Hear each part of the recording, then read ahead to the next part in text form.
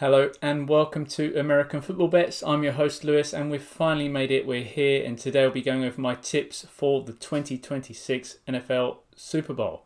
As always, please gamble responsibly. Link is in the description below. Please like and subscribe. It takes just 2 seconds of your time, 2 clicks of a button and really makes a huge difference to the channel. But without further ado, let's get into it.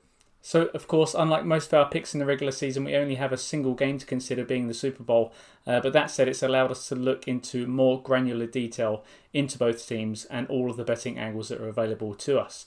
And this week, I have a series of 8 separate bets, which I'm going to be grouping in this video into my NAP and then a series of next best bets. So without further ado, let's discuss the NAP for this week.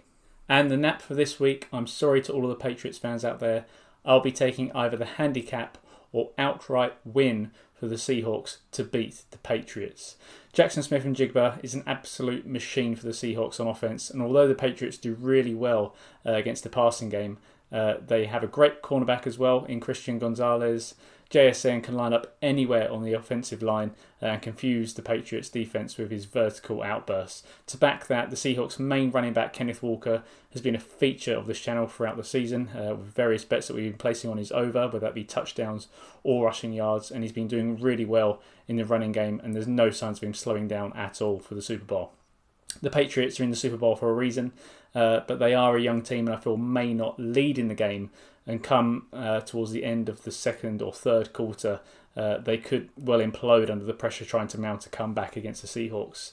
Looking as well at the Patriots offense, their O-line features 2 rookies, tackle Will Campbell and also Jared Wilson, each of who haven't really looked great during the playoff. And there's probably no worse team to play than the Seahawks when you've got a compromised line like that. And I think the Seahawks defense will be putting up a lot of pressure on Drake May, which might give rise to some interceptions and turnovers. So for all those reasons and more, I'll be taking the Seahawks to win by more than 4 points at odds around evens.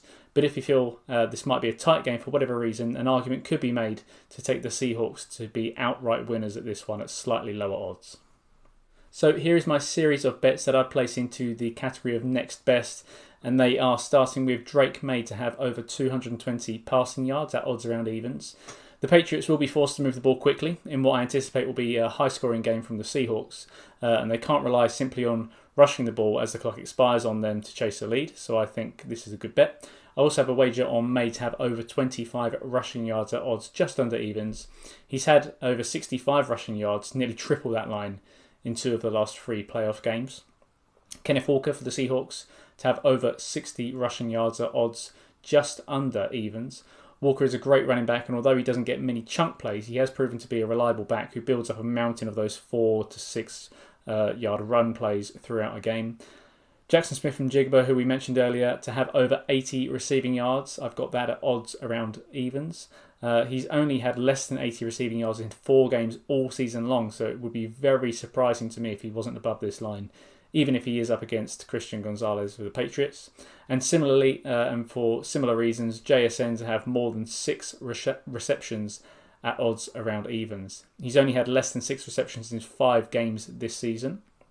Diggs for the Patriots to have over 30 receiving yards at odds just under evens. I think this line is low, and I could easily see Diggs finishing the game with around at least 50 to 60 receiving yards, which is almost double that line.